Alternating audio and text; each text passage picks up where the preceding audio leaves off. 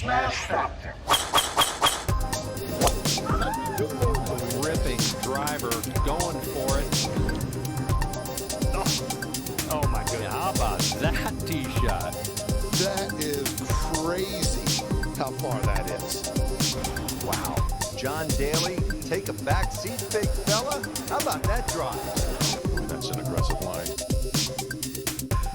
That is beyond long. Look at this, he's just driven the green. He has just driven the green. I guess hello world, huh? Welcome everybody to episode 83 of the SmashFactor, the 2019 Sanderson Farms Championship. It is also episode 2 of season 3 for us. A little bit of a special night tonight. I know yesterday or Saturday night, the last 3 or 4 days, a little bit of a blur for me, but one of those days we made the announcement that picked and got a new co-host signed up for the year and hopefully a lot longer than that. Mr. Nagel's Bagels himself, at Nagel Bagels on Twitter. Sir, how are you doing tonight? What's up, Gump? I'm so excited. This is gonna be great. I don't even know where to start, but I'm really looking forward to. I wasn't planning on swing season stuff, but I'm back in. I'm ready to go, man. I really ready to go. I'm pumped. It'll be kind of like the minor leagues where we get to the main season in January, so it'll be some good stuff.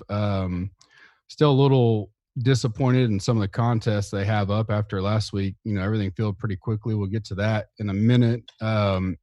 I was very off the radar for probably the first time in 3 or 4 years. At a member guest in Tulsa, Oklahoma, back where my kids were born. I had a great time, fantastic time. Met a lot of people, so much fun. Worn out coming home yesterday, though, massively worn out and maybe a little hungover. So I didn't play much on DraftKings, betting, all that. Did you engage last week at all, or did you take first week off? I pretty much took the week off. I didn't play any DraftKings contests, but I did. I did put a bet on Brian Harmon, who I thought, from what I read and what I saw or what I listened to, I thought that he was going to be kind of under the radar. That's kind of where I like to fish. And he was 60-1. He was in the top 10 most of the week. He got within one shot on Sunday and then promptly put one in the bunker, I think, on 16. And then Neiman made a bunch of birdies in a row, and that was the end of that. So I had a little bit of a sweat for a little bit with Harmon. And it turns out that wasn't a bad play, but no, he didn't win. A top 5 bet probably would have been better. I think he finished T3. Yeah, I obviously everybody knows my well-known love for Neiman. I still go down and say I was, if not the first, one of the first to ever mention him, talk about him. Saw him at the Masters in 2018 and fell in love with him. Little man crush. So he's on the short list of guys that I FOMO bet almost every week. And I guess my tweet confused some people because some guys I didn't list him as an outright this week, but he was in my doubles, and I had one with Wallace, who finished 3rd, I believe, over in Euro, and that thing would have paid a great hit if those two would have doubled up. I did a single bullet lineup, didn't do well. I hit the top end. I had great plays. Obviously, I had 100% Neiman last week. I only did 5 lineups in the 44, and then did a bullet and a couple of the other ones. A big, massive miss on the lower end. I think I had Stefani. I think he shot +9. So, but those things are going to happen in the fall swing. That's why we kind of preach and talk about, I use this for educational purposes, also getting better. And I mean, we want to win money, but there are things I try out, different contests, different strategies. And then, this week I may go a little bit bigger, but more of an MME style, because there's so many unknowns that unless you're in a contest where you can max 3 because everybody else is only maxing 3 or a single bullet, then you're massively losing leverage to the field.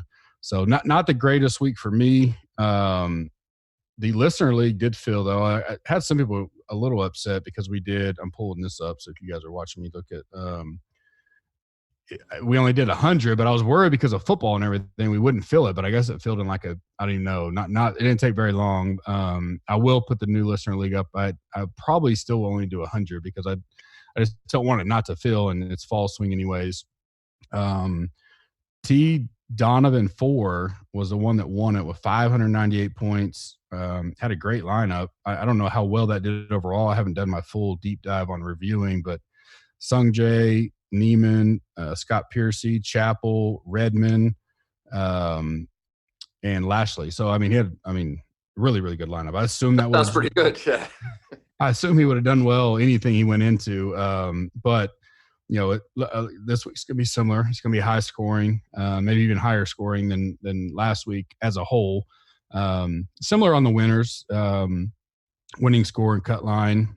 Can play tough at times, but for all intents and purposes, I think it's going to be high teens type of number. So I will get that up here in a minute.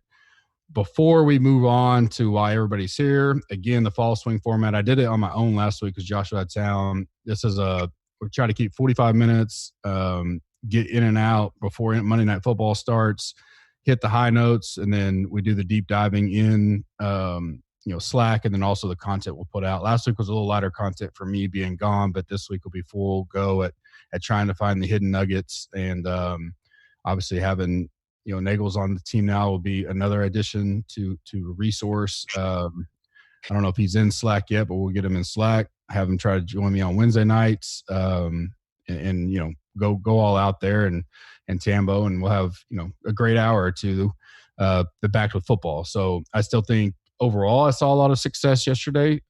So I think week one was probably at least a break even success for the Gups Corner as far as fall swing goes. But I do feel pretty good about some things tonight as I did my research basically late last night during my lunch today, and then it's a kind of cram session to get this in today.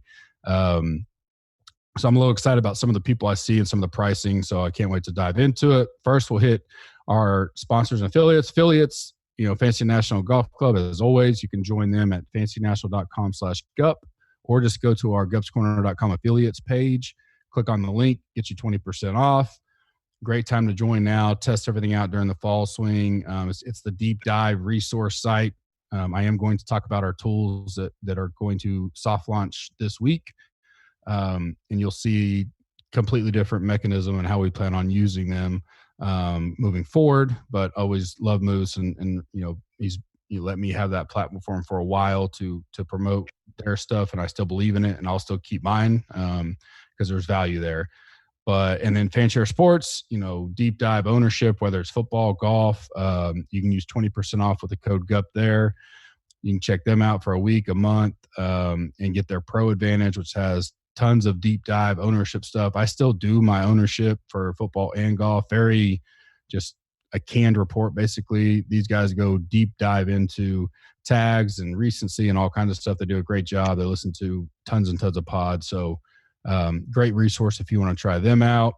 Lastly, not most important, probably most important for us is rate and review us on iTunes, Instagram, Facebook, subscribe to us on YouTube, Twitch. I told it last week, but it is big, especially the rate and review. It helps us out, gets us up on, out there in the public, and that's what helps us grow. And everybody asks, how can we help you guys grow? You're too cheap. You're too much of a value. And this is a big way. And because of that, I always give out the biggest prizes that we do. A winner always comes from iTunes. Rate and review us there. So you get double entry for that. And I normally always pick one from there. So that's your best way to get it in. You guys have been awesome in the last few weeks, or at the end of the season than last week on doing the reviews. We've had a ton of reviews coming in, so we appreciate that. Before I do a quick preview on the course, you can join Gups Corner right now, and it's really one of the best times to join. We're live on NFL, college football, golf. So if our content analysis package, you can join today and get basically almost all the fall swing, or a lot of the fall swing. If you do a month, 2 months or so, you're getting a bunch of it, and you get a ton of football. My plays are included in the content analysis package. All my golf plays, all my football plays. NFL is 11-3 to start the season after 2 weeks. I think I'm close to even on college football and maybe just a little bit down. I did have a much better week this week than the first two. So picking up rhythm there. And I just wrote a list down earlier going through our content because I had a few people DMing about just how much value we have in the content. We have a ton in golf. I mean, rankings, Tambo's pivots, Smash Squad, which will be in the main season. Kenny, Kim, and Nagels will be on that and any panel we do. So a lot of insight and bring back there. The private Slack we talked about, the private live chats on Wednesday, ownership projections, showdown coverage, plays and fades, course breakdown. Kenny Kim's course breakdown is on the site now. He'll post them on Monday evenings for everybody to read. Obviously, we're replacing Bucks, who we miss greatly. As far as for doing the ownership deal, and then Bucks left the pod, and that's where Mr. Nichols is now found his home. We have our deep dive. We have lineup builders and upload tools for all the sports that I do: golf, football, college football. We have one of the best college football guys in the industry. Bobby Berger's done an amazing job. I've had so much positive feedback from him, and I think it's a niche sport still that guys that have joined have won a lot of money that they didn't really bank or factor on, but he's as good as it gets, very active in Slack as well. So we love having Bobby on, and he does a great waiver wire report for NFL. So you can go on the site and look at all the stuff that's there or ask questions. There's tons and tons of just in that package. And that's just all the information that we give out that our contributors do. And then outside of that, we have the football package, which has done really well. We're still working to improve it. Rick Rungood helps me build that. We're building out testing. This is our first season. So people have been patient, and I think we've continued to improve there. And then this week, while you guys are probably here, we are, Josh ADHD joined the team a few weeks ago, and we are soft launching our tools for this week. It'll be here, maybe tonight, if not tomorrow. Then we'll do a free preview for all members. So if you're a content and analysis member today, you get a free preview of our tools over the next 2 to 3 weeks. We haven't decided exactly we're going to cut it off. Depends on, we're doing a super soft launch this week. Some of the basics and foundations, do some testing. And then next week, we'll be adding a ton over the weekend.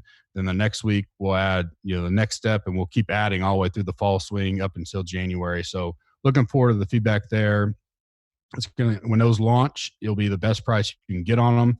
So look forward to that. If you are a member before the launch, not this launch, not the soft one, but the paid one, all the members get a private code that they can only access, and they get a special discount compared to the quote unquote general public. So that's another enticement. Get in there. Even if you're a weekly, monthly member on the content analysis, you can still use the code to buy the golf package, and you'll be able to get it super cheap right out the gate, and it's not going to last long. So that's a good reason to do that. Normally, I don't go that in depth on the tools and analysis, but because of everything we've launched and put out and the team we're building, I did get a chuckle driving home. Someone said this is like the NWO back in the mid '90s. You guys are getting everybody, which is I'm sure he did that because of my wrestling background, but thought it was awesome. I know you guys are really here for the Sanderson Farms at the Country Club of Jackson. Like I just said, I am not going to try to imitate Kenny Kim or do his stuff. I always encourage you guys to go listen to their podcast, Fantasy DJ Podcast. And then his site is found his article is found on our site as well. Kind of my notes is tough fairways to hit. This course is normally an opposite field event. So it's normally, like last year was late October, and I think it was opposite of the WGC in China. So normally a lot lighter field or easier type field as far as most of the big boys are over at the WGC. So keep that in mind as you're looking at course history and stuff like that. -1's been the cut line. -21's been the winner. Pretty fast, good rolling Bermuda greens. I don't know if this being 6 weeks earlier will affect that at all. If nothing else, I would think it would help, but it's really, really hot down there this week, and it's been hot. I mean, I saw today was like 97. There's a small chance of rain Thursday, like 40%. We'll keep an eye on that, especially when we get to the chat Wednesday night. But great course. This course actually got voted some of the best of at the PGA deal, and that's how the pros that went there liked it, the fans like it, and so that's how they were able to kind of get their way on to being a single, like a solo event. There's nothing they're going up against this week like a WGC, and so you get some of the more big boys here that haven't played it. So it's really going to make it interesting this week with so many new guys off the web, and then so many guys that aren't even, they've been playing forever, but they never played this course because it was kind of always a secondary event or opposite field, whatever you want to call it. Any thoughts on that and the setup? It's kind of the blind leading the blind a little bit because you're looking at less, I don't want to call it less quality players, but obviously the higher ranked guys have always been out of this. And so, is that changing in your thought process this week, Nagel, or not? Or is it just take the facts that you have and try to do the best you can?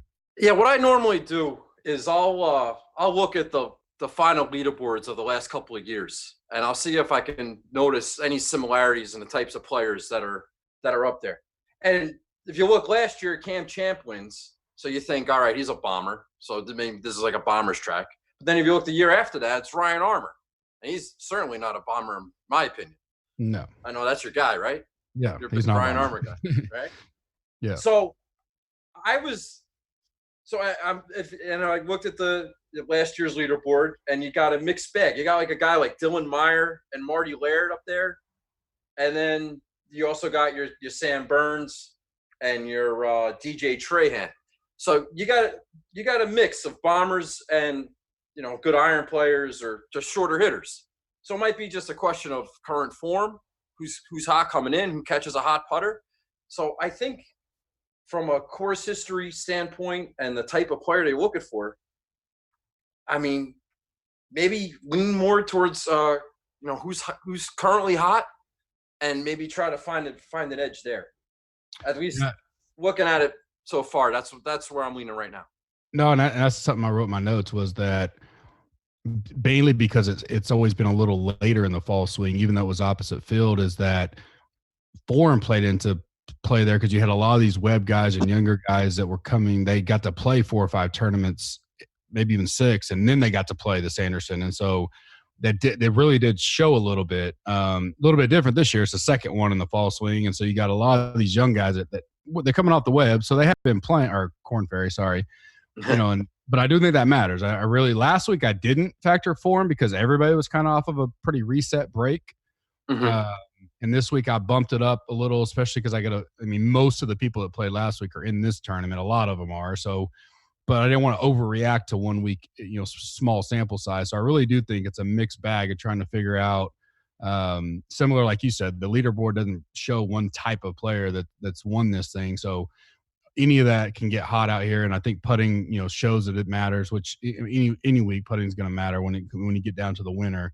But I do think, we'll talk about our picks here in a little bit. Like a guy like Strillman looks perfect for this course, and he's got no kind of form right now. So he's going to be interesting. Is like, normally I'd be like, that's the kind of guy I like this week based on the stats and stuff I looked at earlier, but he's 3 missed cuts, so which side of it do you take? And that's why I think like this week I may take the bankroll and try to do, hey, I may do like 100 in the $8, which is a Tambo deal, but something way different so I can get as many of these guys that I think I may have an inkling on and get a little bit bigger player pool and kind of not spread it out, but take some chances that they could win you the big prize. And I'm really disappointed, like the 44s, only 20K up top. And I know 20K is a lot, but it's a smaller pool. And so I was really hoping that would be a little bit bigger, but hadn't figured it all out. I'm definitely shrink the bankroll. We talked about that. I do that no matter what for the fall swing. I'll play a lot less, mainly because you got college football and NFL going.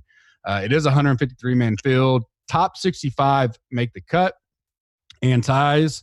You weren't here last week with me, but since I was solo, what are your thoughts overall on, you think we'll see hindsight when we get like 10 tournaments in next year? Are we going to see the 6 of 6 cut percentages be a lot less because of that? Or you think, I love not having the MDF.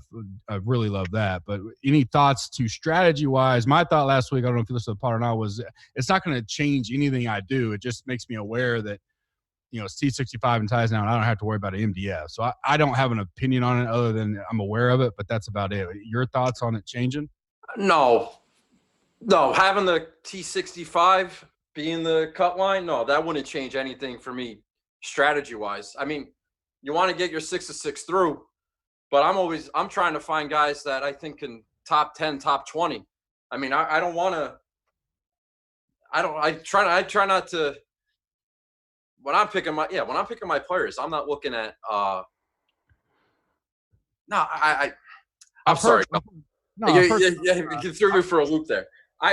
I've heard some guys that they've said, well, maybe they could take a little more risk if they thought a 5 or 6 could do well. And I'm like, I guess it depends on the tournament you're in or contest, and there's not enough information out yet to even kind of look at it. But I was like, I'm still trying to get 6 to 6 through. I don't care if it's 65 or 70 or whatever, So I really, it doesn't bother me. And then maybe once I get 3 or 4 or 5, 6 tournaments of data and I start looking at it, I can maybe come on and say, hey, well, if you're playing, the $200 single and it's got 300 people total entry, like a smaller field, maybe you do take a quote unquote risk on a cheaper guy to fit some up top guys or something like that. If you feel a 5 or 6 still has a good chance. I did see I had a 4 or 6 cash in the 44. So I know, and I only had 5 lineups in it, but I went 100% Neiman. So, and I had a 3 or 6 on the bubble. So I just my gut, because I didn't do my review like I normally do last night, tells me that there could be something there. But at this point, I'm not changing anything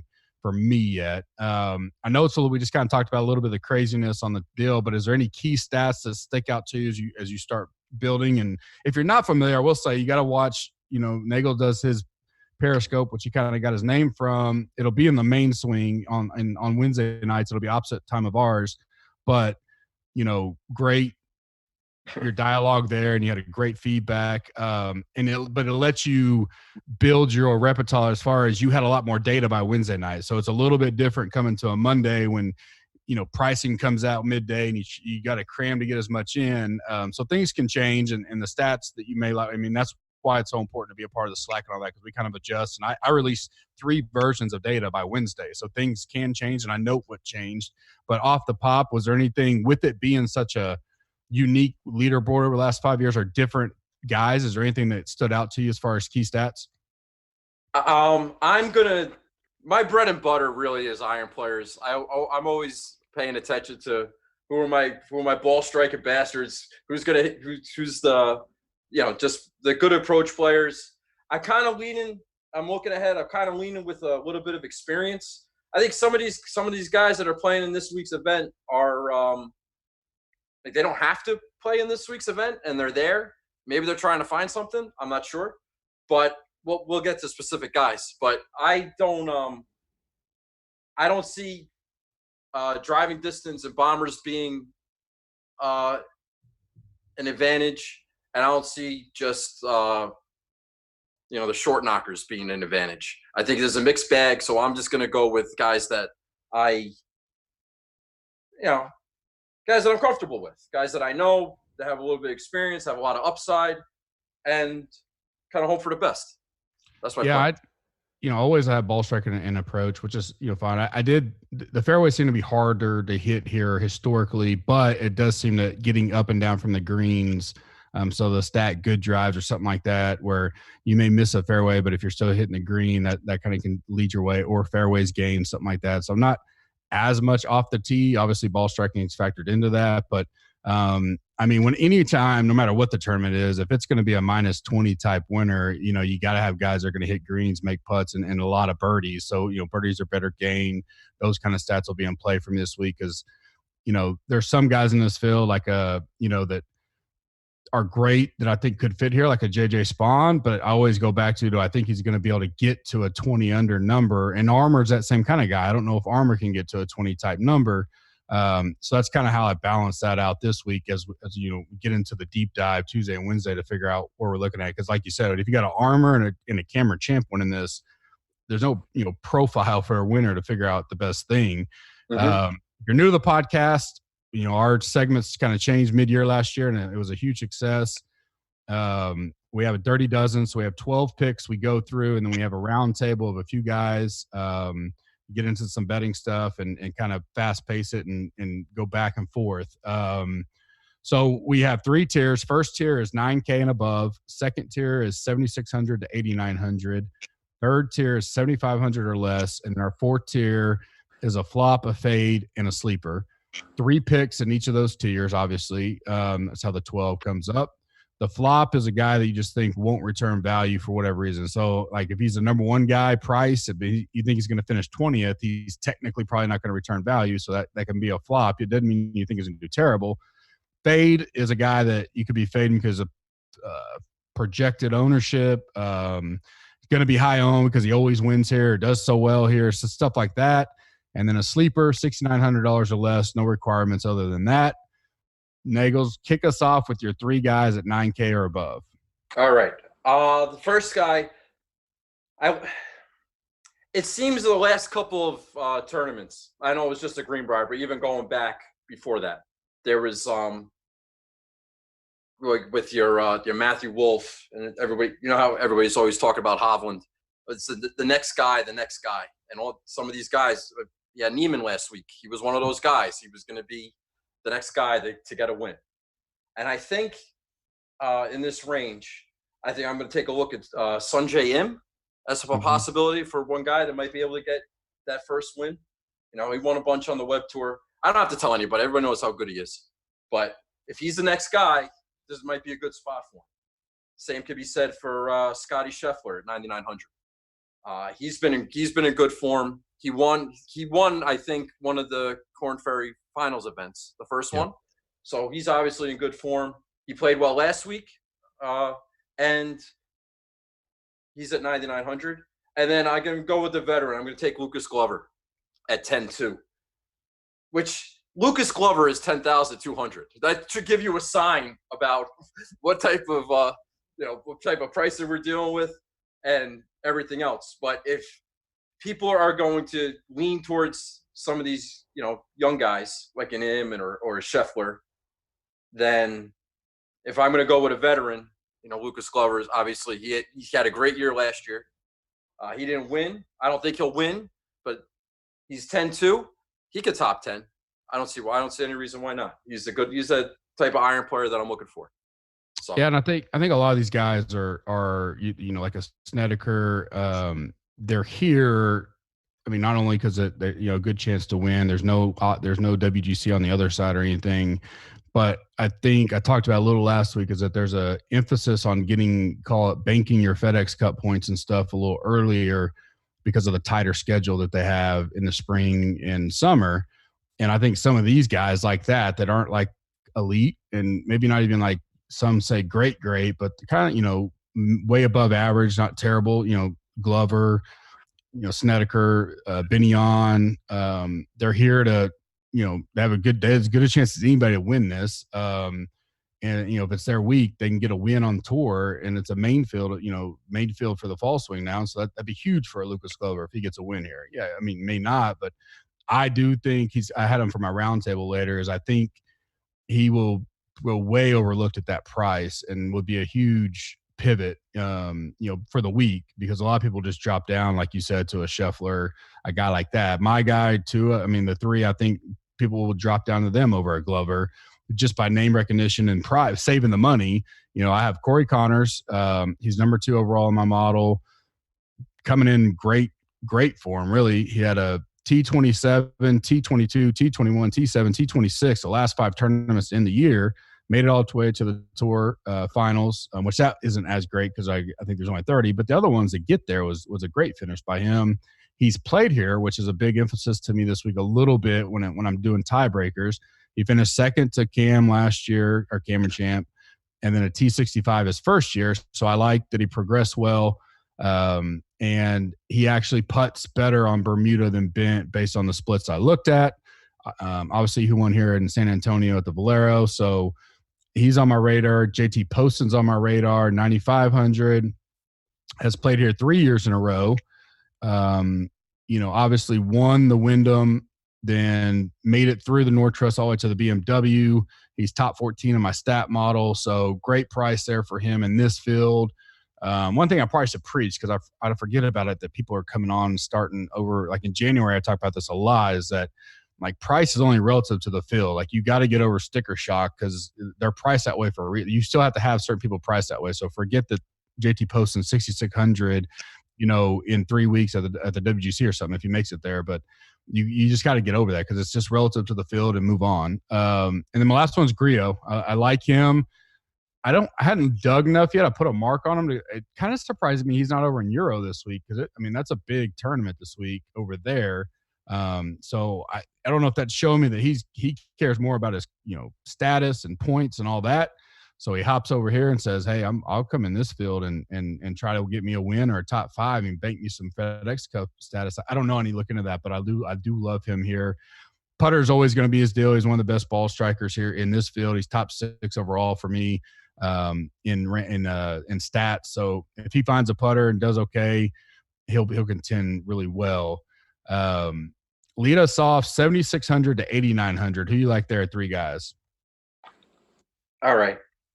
By the way, I like those guys you named a lot. Those are 3 good quality ball strikers right there. All right. The first guy I like is Siwoo Kim.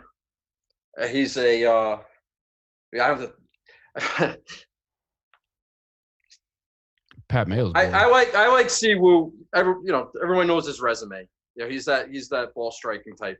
But he's I think he was hurt towards the end of the year, and I'm kind of hoping that the fact that he's here and the fact that he's playing, I think, says something about him.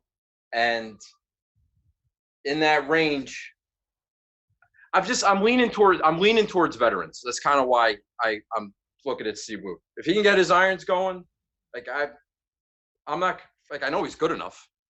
It's just a matter of I have to believe that he's healthy, and if he's healthy, he might be 8,700. I don't think he's gonna be I don't think he'll be super popular. That's for sure. So I like him. What about Aaron Wise at 8,500? Again, if compared to the guys in the $8,000 range, I just think he's probably, I'm looking at all the names now, but he's probably the best player in that range. He had a disappointing end of the season last year. And another guy that I think just name value, he's, Aaron Wise or Marty Laird, or Aaron Wise versus Nick Taylor or Kyle Stanley. I'm going to take Aaron Wise. And what about Wyndham Clark? I know he hits it a bunch. He makes a lot of birdies, and kind of reminds me a little bit of, well, I shouldn't say it reminds me of Camp Champ, but I know he hits it far. And I started playing Wyndham Clark towards the end of the season from like the Travelers on, and he seems like that type of player that, again, in this range compared to who else is there, Wyndham Clark or Luke List. I think you got guys that have upside and certainly have the talent there. So I kind of like Wyndham Clark. Do you like Wyndham Clark? Yeah, well, Wise was one of my 3. I like Wise a lot. He has one of the best putting splits from Bermuda to Bent, and so he loves putting on Bermuda. He won the Byron 2 years ago here in Dallas. So he played here twice before he finally he got that win and didn't really have to play opposite field events no more. So he missed his cut the first year in 17, then a T25 in 18. Did finish decent at the end of the year, T43 and a T48 he didn't make it to the BMW, but the Wyndham and the Northern Trust did okay there. He's top 29 in stats for me. There's no like weaknesses that I see in anything I'm looking at, and he's a winner on tour. So I do like that. So I do like him. He didn't play last week, so a little extra break. You can worry about rest there, but at the price, I agreed with him. I don't mind. I'm interested to see what the ownership will be on Cameron Champ. I don't mind going back to him only because I saw some life at the Northern Trust in the BMW that he may have got his irons a little bit back. Obviously, he won here last year, but I don't think he's going to be real popular yet, and he may be. We'll see. I'm not going to play a popular Cameron Champ, but I will play a Champ if he's a little lower. And the way his stat, if he's got his irons back, if he's kind of fixed that problem, we know the rest of his game's there. And he's going to bomb it out here, and so he's going to have shorter wedges in and stuff. So if he can get on the greens, we know he does well. He's top 3 in the field for me on my putting splits this week. So I don't mind Cameron at all. I'll go back there if no one else is going to. The last guy I kind of mentioned earlier, I'm on the fence with him. I had it down to 2 people. The other one I moved down to the round table. But I like Strowman a lot. Almost everything I looked at I loved, but he's missed 3 straight cuts. Now, 2 of them were towards the end of the season, the Wyndham and then the Northern Trust. But then he also missed last week. So kind of some red flags on form there, and I really want to lean on form this week. So I like Strowman, but especially at the price, 7,900 seems like a really good price for him in this field. I think he can return some value there, make a cut, and then make a decent run. All he's got top 20, top 30 type deal on a 7,900 price, probably get you there. So I like Stillman at all. I like him a lot. If I can get over the recent form deal, I need to dig into what was off. Is it the same thing? Is he hitting? That's one of the deals I do Tuesday and Wednesday and get in with the slack to kind of adjust. I'll lead off with 7,500 or less. My number one guy in here, and my free giveaway bet of the night that's already been made, and everybody in the Slack already knows it probably, but it's Doc Redman. I've been on him since as soon as I could. I called his first top 5 finish, which is kind of a luck box. I did call it, but no one was on. But that dude's to me, he's that next guy we talk about. Like, I put him just below when these guys were at their peak in college. Redman was right there with Hovland. I mean, that guy, he's got grit and gut, and he can go. He's got limited sample size, especially my model, but he is number 4 overall at 7,200. I'm all in on him this week. Love him at that price. I'll take my chances. He grinds out a cut at 7,200, and I'm good. But I think he's top 10 contention all day. And at 90-1, which was one of the prices I saw, I'm fine with that. I'll take that all day. A guy I watched some last week. I didn't get to watch a lot of golf, but I was impressed with him. He comes in at 6,600. Is Zach Sucker. T24 last week. He's played this course twice in the last 5 years. In limited sample size on stats, he's number 9 for me. I like his grit. I like watching him on the course. He was at the Wyndham, and I watched him for a little bit when I was there live. He missed the cut, but I think he's got good upside, good game, and at that price, I definitely don't mind taking a chance. And then another guy I love, I like the 6s this week, so I can mess around up top a little bit. It's Carlos Ortiz. He finished great to the end of the year. He missed the cut last week. I'm not worried about it too much. He was top 39 at the Wyndham, got into the Northern Trust, made the cut there, but didn't make enough FedEx points to get to the next round. He played here last year and got a top 3. So I really like that. Young kid, up-and-comer kid, kind of like a Redmond style. So for 6,900, he's a guy I don't mind going back to this week. Who do you like down here in the cheap zone? All right. I knew you were gonna pick Doc Redman. I could have called that.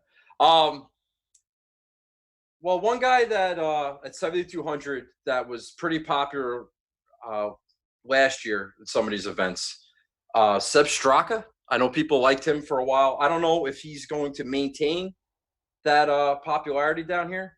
But, okay, I just want to say that I've had a chance to look at the pricing for like an hour and the betting odds and the field. So these aren't like final predictions that these guys are definitely going to be in my lineup.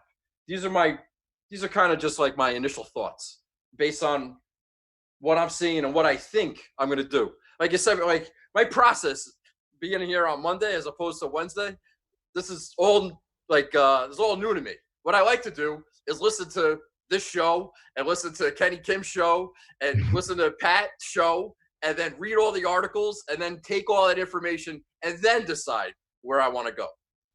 Now I'm on one of these shows and I don't know what I'm doing. Yeah, So, you'll be all right. I'm glad it's a swing season event. That's all I'll say. I'm happy about that. I have to make some adjustments as we go. Now, I like a couple of Corn Ferry guys down here. Who's this? Robbie Shelton. Mm-hmm. He won twice on Corn Ferry Tour. Both of those events were in Tennessee.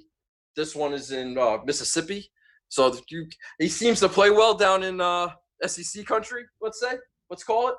And even last week at the Greenbrier, he was pretty good.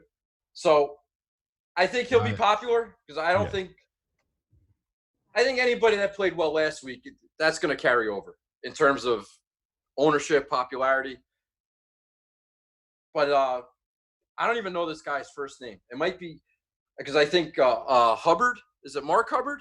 Or is that the old Braves baseball player? Yeah, that's Mark. Okay. He's at 7,100. I checked out. He was also very good in the Corn Ferry events. I know he hits it really far. When I was making these picks, I was thinking along the lines of like Cameron Champ. I want to find some bombers. So I'm looking for a bomber from the Corn Ferry Tour that's in good form. And I came on with Shelton Hubbard and Seb Straka down in that range. I don't like to dip below 7,000 into the $6,000 range. I know you mentioned that you like a couple of guys down there, but with the way if you're playing this field and you're trying to get 6 of 6 through, I would try to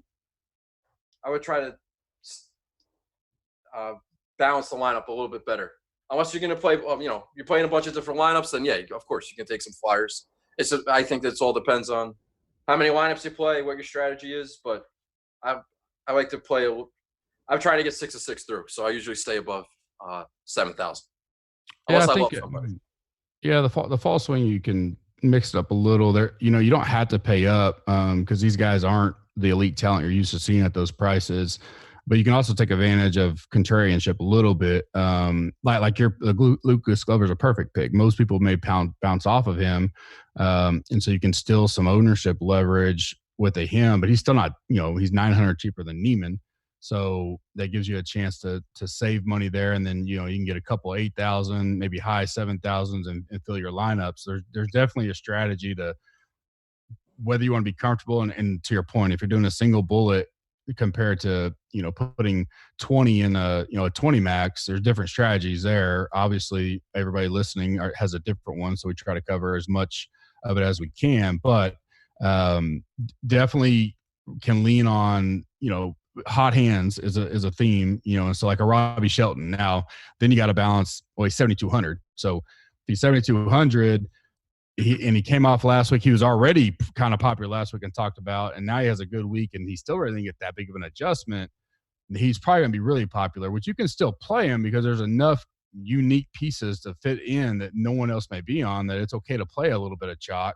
And then you throw in something else. You're like, hey, no one else is on this guy. I can play, maybe Glover's like 8%. You go, I can put a chalky guy like that with Glover, and now I'm okay because I've made my lineup differentiate a little bit differently. So definitely some strategy talks, and we'll talk heavy on that, as we lead into Wednesday, in the Slack, and talk about some different angles. And then obviously Wednesday nights kind of when we come all together and got all the data and information to make the final picks. Kind of the final segment is flop, fade, and for DK, flop, fade, and sleeper.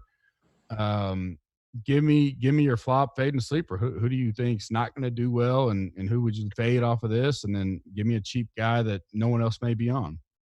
All right. Well, I hate to do this to you, but I never play a guy a week after he wins. So my flop's going to be Joaquin Neiman. I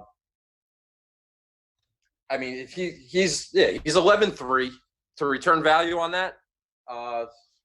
He's going to win and then back that up with a top 3, top 5 finish. I wouldn't count on that. So that's a flop for me. And I also, this isn't personal, but to come up with a fade based on ownership, I think Corey Connors is going to be really popular at 9,600. I know he was one of your guys, and it makes sense. He finished up the year last year, the playoffs strong. He finished second here last year. I think that he's going to be a very popular choice. And I think there's a lot of Corey Connors type players in this field. And so for 9,600, I'm going to go somewhere else there. And my sleeper, let me see, let me get that right here. 6,900 or less. How about DJ Trahan?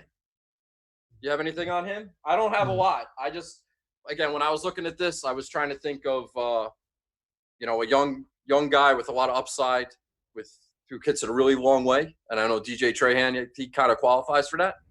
I don't know if he's going to be a sleeper per se, but if I had to pick one guy, 6,900 or less. Oh, can I do one more? Sure. What about Patton Kazire? If you want to go veteran, he seems like the type of guy that plays well in the swing season.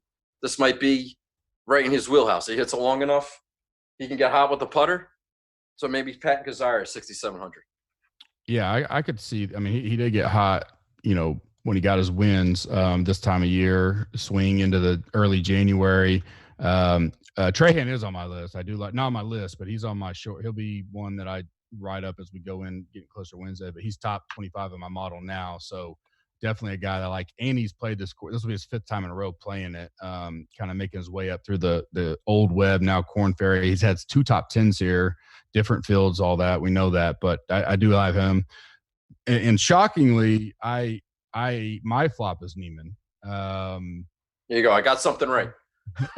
just for, similar reasons, right? He's coming off. I may change by Wednesday and say, hey, if he's going to be 6% owned, because he's the highest price now, yada yada, then I may change and say, but I mean, he's coming in a hot form. 3 top 30s and then a win. If he had finished like 7th last week, like this would be a course that should suit him very well. Now, the one thing that got me on the flop is he does not putt Bermuda as well as he does Bent. Obviously, you can see last week his putter was on fire. His splits that I've currently looked at are not as great. So that's one thing that kind of got me. Just one, he's maybe not as comfortable on Bermuda. It's a flop for me. My fade was Cam Smith. I assume I haven't looked at the data in full that he's going to be. He probably was popular last week. Could be popular again this week. So this is kind of a potential ownership fade for me. Stats I looked at so far, he doesn't look real great. I know he played well last week at T24. He's average on the road on putting. I think he can get hot, so that doesn't hurt me. But I think he's going to be popular. So for the price, 9,800, that's a spot I'll move off of. Hoping that maybe he'd steal some of the Corey Connors, JT Post, and Griot type. But I don't hate him. But I think with the other guy, I'm so heavy on those other guys already. I got to cut some out of that 9,000. So Smith's the one that I'll fade this week. And my sleeper is a guy I was on last week. Still not off of him. T64, he got hot at times, just okay. He's played here 4 out of 5 years. It's Johnson Wagner, 6,400. All right. I think that price is. I think that's a misprice in how he's played, and then he's got great history at this particular course. He's green across the screen for me in all my majors, so my major stats. So I really like him this week at 6,400.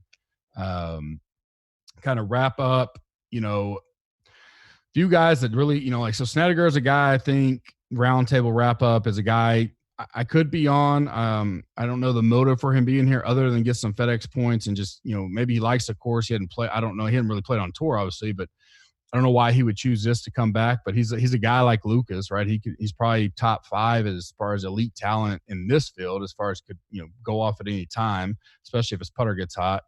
Sebastian Munoz was a guy I was on last week that I would roll back out again, or at least look at strongly. He started really well. I think he went off a little bit at the end, but I certainly don't mind him. You mentioned earlier Sung Jae and then Benny On. Both those guys are guys that I'll look at any week just because they're pure ball strikers.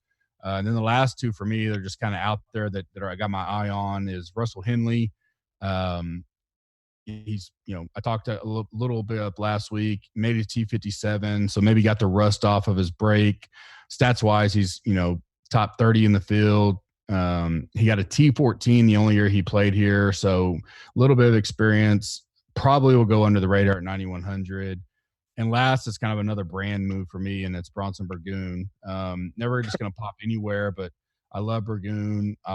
He's a FOMO bet for me, so I was a little shocked at his price at 8,200. I liked how he played last week at T19, so I definitely will keep that in mind. I think he goes under on at 8,200, so that really may move him up the ladder for me by the time we get to Wednesday. Is there any guy or two that hadn't been mentioned at all that catches your eye before we wrap up a few bets and take it home to Monday Night Football? Yeah, I wrote down 2. I wrote down 3 names here, and you named 2 of them. So Nice. I didn't realize you were such a Bronson Burgoon guy. I didn't know that. Oh, he was in one of my 6K lineups last summer. Oh, okay. In 2018. I have him. He played well in the Corn Ferry Finals, hits it a mile. I had Sebastian Munoz in there. I like Sam Burns a little bit. If you want to go veteran, Vaughn Taylor was playing pretty well towards the end of the year. I like the Henley call. He was playing well too. I'm surprised that that's Russell Henley's very interesting. I like that. And was there anybody else? No. I'll just say that you were talking about Snedeker. He's him and Webb Simpson both played like they played the Wyndham. They ended up playing like the last 6 weeks in the season in a row. Yeah. Yep, he did. It was just the two of them. I know Casey took the week off, but for him to come back so fast, it seems after playing 6 weeks in a row, I didn't think we'd see him until another month. I actually think he wants to get his FedEx points, and he thinks he can top 5 this all day, and so he's going to come out here and try to get some of that up before some of the big boys return. A lot of them are over in Euro this week, so that's my opinion. But I'll dig in a little bit more. But because it shocked me, not shocked me. He was a name that I didn't think I'd see here. Yeah, he doesn't seem like the type. He'll get plenty of FedEx Cup points. He plays. He's all right. I don't know. I just thought that's an odd. This is an odd tournament for him to play. Maybe he's got a thing with Sanderson that I'm not aware of. But Bronson Burgoon, I like it. I like Sebastian Munoz. I like that, and Sam Burns. Keeping an eye on him. Sam Ryder. I don't know how well. I know. I mean, obviously, you throw your darts in there on the betting. Is there any guys? We'll kind of go quick through this because it's such a crapshoot, these kind of tournaments. But is there any guys that, forget DK now scoring 6 of 6? I gotta get my lineup there. Is there any guys you saw that popped off? Value wise, 3 or 4 guys that you may have already mentioned, but even the betting side. Yeah. Well, are we going to go by the range? I got a couple of names. Or yeah, you just go. Just go. Yep, you just go in just a few of them. My favorite things that I liked that I've seen so far, kind of like Aaron Wise at 60-1. I have all my.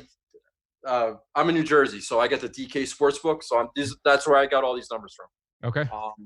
But I got Wise is at 60. Seb Straka's at 90. I think he's interesting. As far as bombs, Pat Gazire's 175. Now, I don't love Pat Gazire. I just think that it's interesting that where he's listed, what his price is, what his odds are. That's a good number. He's capable if he's right. That Hubbard guy, I think it's Mark. He's 125. And but yeah, if I only had one bullet, just like I had Brian Harmon last week, I kind of like Aaron Wise to have a good week this week. Yeah, that's a good number. I saw him on 5 dimes at 40. I'm not sure what he was on Bovada. So 60 is a great number. I would bet that if I had that option. I'll see when I get done. Kind of the guys I already mentioned. I think Champ's a great value for a former winner here, 45-1. Henley's good value. The guys I just mentioned, all 4 of them are in the 45 range to 75-ish, maybe higher in places. Burgoon, Munoz, Strillman, Adam Shanks, pretty decent value. And then kind of my bullets down low. Redmond, I already mentioned, is an official bet for me. So it's our free one of the night for the listeners. And then Wagner and Ortiz are above 120 darts that I don't mind throwing just a couple small wager on it. Obviously we don't have one and done for the season, but be on the lookout. We will have it going live just soon after football kind of wraps up. We will launch it around, I think, December. But JB will have all the information as you're looking at it. Before I wrap up, any final thoughts on episode 1? I know you'll be joining us throughout the entire fall season and then Wednesday nights when and if you can, you're certainly welcome to come on. But anything you have to wrap it up before we send it home and go watch some football? Yeah. First of all, thank you very much. I really appreciate it, Gup. I wish I had more time to break all this down and do preparation, but I guess that'll be the benefit of doing it on Monday. We have at least until Wednesday before we really have to lock in on these things. But it was really great to be here. I'm really excited about it. So I just wanted to say thank you. And I'm looking forward to ironing out my process, so to say. if you're not familiar, we kind of closed this. Oh, I was gone late Saturday, so it's kind of a last minute deal. But I didn't want to put it off another week. I could have went solo tonight, but I just told him let's just show up and have a little golf talk, and then he'll have a week to kind of set up processes, procedures, and kind of get his feet wet tonight. For me, make sure you join us Wednesday night. We're going 8 Eastern to 8:30 Eastern for the E9, and then we roll it. Tambo and I into the coin flip at 9:00, our football podcast. So we take a quick break, get some water and get ready for that. Rick did a great job filling in for me last week. Saturday night, 6:30 Eastern, we do the Audible. We try to get our live chat for that done before the big Saturday night football game. That time can fluctuate, but that's our goal time. But we will keep you updated if it's going to move. Obviously, I'm back this week. So I'll be in the Slack every night, getting caught up. Never know what I'm going to give away. I will be giving away some stuff soon. We have some big announcements coming up in the next 2 or 3 weeks. One of them is we are going to release if you guys know and kind of been following the community a little bit, we have a guy in there that's, it was our first ever lifetime honorary member. He's fighting, ALS right now. He's tremendous support for Gups Corner. Kevin Berry, I think is his handle on Twitter. I should have looked it up before I came, but he's in the chat all the time with the guys, and we are doing a fundraiser type drive for him with a t-shirt that one of our members created with JB, of course. Chris Ferreter, I think is how you say that. If I mess it up, I apologize. We'll probably have it. The pre-sale will launch probably tonight. JB can tell me no. Either tonight or tomorrow. We're going to take a pre-sale only offer on this. It's going to be $18.99 a shirt.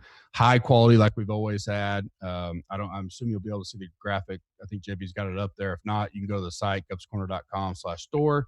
You'll see it up there. All the profits are going to go to his personal GoFundMe deal that we have going, that he put up with another guy in our Slack. It's just been a great family deal surrounding his situation and us kind of supporting him. And these guys came up with the idea, and I love it. JB's been very involved with helping get the process going. So we're gonna buy as many shirts as we sell. In everything we do, we're donating our time, our resources. Chris donated his time, his resources. And so all the profit after, basically the cost of the shirt and the shipping is all that you guys are covering. Everything else, we're going to donate to him after the drive is over, and we're going to end it September 30th. So you got 2 weeks, get in there, get the orders in, and then it'll be about probably a 2-3 week turnaround to get the shirts up to JB, and we'll ship them all out to you. But it'd be a great fall deal to have and be able to wear and support him. Looking forward to it. He's been amazing for the community, and I think you guys will love it, and I think the design's awesome. Lastly, support us, rate and review us. Go check out all the packages we got. Go up. Come join us now. You get a free preview of the golf tools for over the next 2 or 3 weeks. If you're a content analysis member, content analysis covers all and any sports that we're doing. If you want to add on the specialty tools package, those you can or can't. That's your option. We have football and golf right now. Looking forward to the fall swing. Looking forward to football and relaxing a little bit. Get to watch a little Baker tonight. So see if they can come back from not so great of a show last week. Good luck to everybody. We'll see you Wednesday night. God bless. SmashFactor.